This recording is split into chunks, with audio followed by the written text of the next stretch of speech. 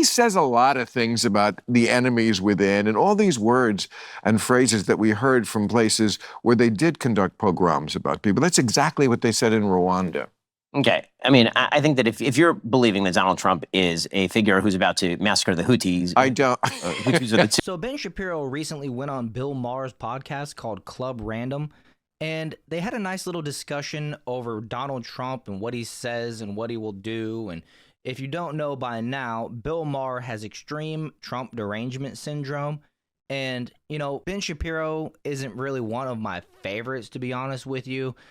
He took a hard stance as it related to the pandemic and things like that, which I completely disagreed with, which I believe he's actually backtracked nowadays, but I'm not 100% sure about that. But regardless, this is an interesting conversation. I enjoyed it, and I think you guys will too, so let's go ahead and get it started. The thing I've always said about Trump is that on his gravestone, it's going to be written 45th, maybe 47th president of the United States. He said a lot of shit.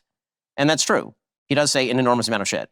And the way that I look at Trump is, and then what does he actually do? And I've noticed many of the people who are calling him Hitlerian seem to be perfectly okay with the pro-Hamas protesters on campus or with slow walking aid to Israel in the middle of a war. The thing I've always said about Trump is that on his gravestone, it's going to be written 45th, maybe 47th president of the United States. He said a lot of shit. And that's true. He does say an enormous amount of shit.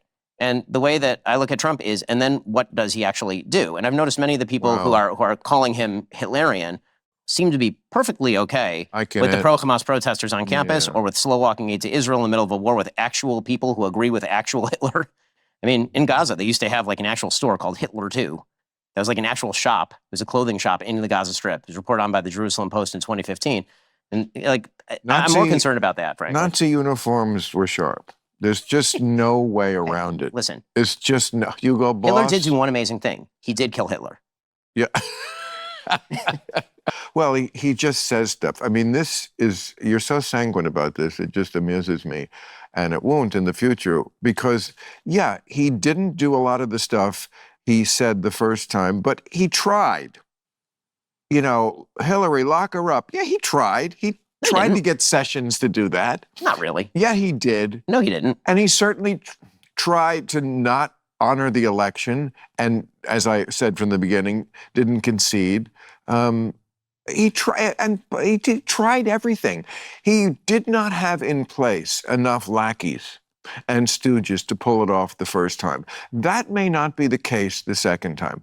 That's my worry about Trump. The whistling past the graveyard of, he says a lot of things about the enemies within and all these words and phrases that we heard from places where they did conduct pogroms about people. That's exactly what they said in Rwanda. Okay. I mean, I think that if you're believing that Donald Trump is a figure who's about to massacre the Houthis, I don't. Houthis are the Tutsis. I No, mean, but like, if they were here, he would. I highly. The Houthis, they're eating the pet. The Houthis, the Haitians ate all the dogs and the cats. The Houthis go for the hamsters. You know, for a wannabe comedian, stick to your day job because impressions are not your forte there, Bill Maher. If you were trying to do an impression of Donald Trump right there, that was probably the worst one I've ever seen. And if you agree with that, make sure you hit that like button and subscribe to the channel. But like, here's the thing. I keep asking people, like, what's the practical path for Trump to do this? I've actually said to people, if you actually want Trump not to deny the next election, then probably he should win because he ain't sticking around for a third term. All he wants is to win. Once he wins, he frankly, I mean, really? Again. Like on a practical level. Again, that's adorable that you think that. You think he wants to stick around after that? The only reason he stuck around this time is because he lost last time. That's the only reason he's there. I mean, he's not even unique in this. Once you get to be president, once you have the plane, and wherever you want to go in the world, you can get there faster than any other human being because they will clear the countryside, the streets, they will clear everything. Once you have all those kind of perks, you never want to give them. Look at Biden. He must have known that he was a shell of his former self, but you cannot. It's like flying private. Yeah, but he's eligible. I mean, Trump's not eligible after this. Once you fly private once. They can't even list him on a ballot. I mean, once his second term is over, it's over. And as far as the people he's going to appoint to his cabinet, they have to go through Senate confirmation. I mean, like, here's the thing about Trump. And again, we don't have to talk about Trump the whole time, but the systems of government, the checks and balances, were built to stop stupid, blundering attempts to overrun those boundaries. They really were. I mean, that's why you can say that Donald Trump tried all this stuff and it failed, because the system was basically built for that. What the system was not really built for was the takeover of institutions from the inside and then the gradual weakening of those institutions. So, for example, the use of the Occupational Safety and Health Administration to try and cram down vaccines on 80 million Americans, right? Or the attempt to ram down, alleviation of student loans single-handedly, and then after the Supreme Court says don't do that, the attempt to continue to do that. Or the activation of the Department of Justice to continue investigating Trump apparently for everything under the sun. Like, these sorts of things, they can be abused that way. And those abuses are pretty serious. I'm not going to follow all those trails because we're here at Club Random. But I could. Some of what you say I agree with. Some I don't. Let's end this section of our conversation with just this one question. If he does do these things that I fear, will you admit it? Sure. Yes. Of course. I think you will. I think you're an honorable guy. I do. I opposed him when he was doing this between November and January last time around. Okay, but he did it, so how could you possibly forgive it?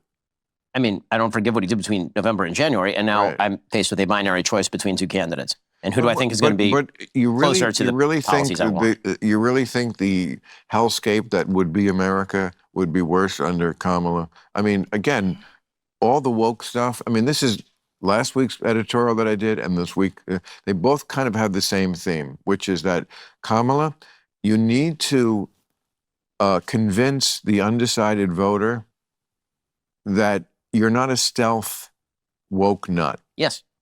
That's it. Are you convinced? No, but I would take that even over, as much baggage comes with that. It's still better than the guy who doesn't concede elections, loves Putin, loves autocracy, fundamentally doesn't understand that that's the linchpin to America, the peaceful transference of power. No, I don't think he would ever give it up. I don't think he would ever say, I lost. So can I ask you the countervailing question? And he will probably try to pass it on to Uday and Hussein. So you've asked me, if Trump does all these things, will you admit it and Yes. say that? And I said, okay, so if Kamala turns out, if she wins, and she turns out to be just as stealthily woke as I fear she will be, and if she pursues the bad kind of foreign policy that I think she will, I assume that you'll also come forward and say that. What I will admit is that she was a stealth woke nut. I will not admit, because I haven't said it now and never have and never would, that is yet worse than not conceding an election. Understood. That to me is the absolute bottom. So I think that if you're going to make a bet, to be fair, just to, if we're going to put it in people's lap, then the bet is basically, do you think there's a better chance that Donald Trump ends up being a Hitlerian, tyrannical dictator who overruns all the boundaries of power? Right. Or do you think that there's a better chance that Kamala Harris is going to be a stealth woke nut who runs America into a ditch? And I think there's a way better chance of the latter than the former. Yeah, but yes, maybe so. Don't know, but a good question at least. What is not a question in my mind is, if the worst outcome of each happened, which is the worst of the two? Fair. That's part of the calculus. And you agree with that? Well, it would be worse if Donald Trump turns into Hitler. I think that is worse than Kamala Harris being a bad president. Not Hitler. He's not going to kill all the Jews. He likes the Jews. He does. And so do I. And so you see right there when Ben Shapiro mentioned that he didn't support Trump from November to January, what he did last time when he lost the election. I wonder if he's changed his stance at all, considering the numbers that we've seen in this election compared to the previous three, as it relates to this graph right here. Because you see, in 2012, the Democrats had around 66,000 or million votes, same around 2016, and pretty much the exact same in 2024.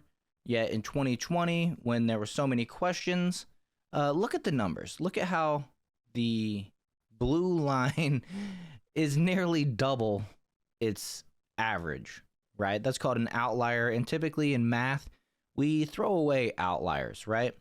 And similarly, we see a gradual growth, roughly 2 to 3 million votes on the red side per election. right? It pretty much follows the trend. Again, 2020 being the outlier.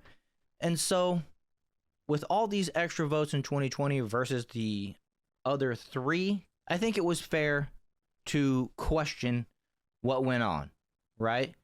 And maybe Donald Trump didn't go about it the right way. Maybe he hired the wrong lawyers and things like that who were kind of following the whole Q thing. I think it was fair to question. And that's just kind of another thing to add to the list where Ben Shapiro either hits the nail on the head with a hammer or just completely whiffs and ruins the sighting, right? Puts a claw mark in the sighting. And so anyways, I do wonder what's going to happen in these next 2 months of Joe Biden and Kamala Harris's lame duck presidency, essentially. What's going to happen? Will there be some pardons coming out? I expect there to be some pardons coming out from Joe Biden, especially headed towards Hunter Biden and things like that. But you never know. There's a lot of speculation about Kamala Harris maybe invoking the 25th Amendment and removing Joe Biden, becoming the 47th president herself. I don't really think that's going to happen. But, you know, with the Democratic Party these days, especially in desperation mode, considering Donald Trump won by such a landslide, there's really no, demand a recount or anything like that where they can try to fix or make anything happen in their favor. It also appears that the Republicans have won the Senate and the House, although for some reason they're still trying to count the House ballots, which is a little bit sketchy. But, we're declaring victory across the board. The mainstream media has pretty much seceded victory across the board as well. And, with that, I think I'll go ahead and just wrap this one up. Let me know your thoughts in the comments. Make sure you hit that like button, subscribe to the channel, all that good stuff. And I'll see you guys in the next video.